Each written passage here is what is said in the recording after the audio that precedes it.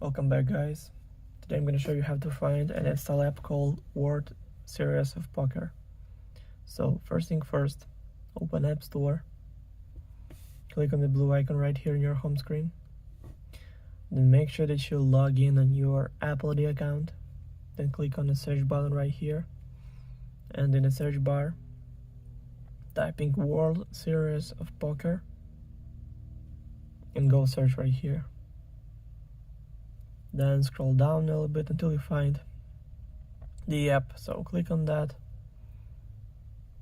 then click get, then install, then confirm installation through Face ID or Touch ID or using password from your Apple ID account. So now it's all done. The app is 404.9 megabytes. Also, all links will be in the description of this video. Hope you guys enjoy. Thank you for watching. Please like and subscribe for more. Bye.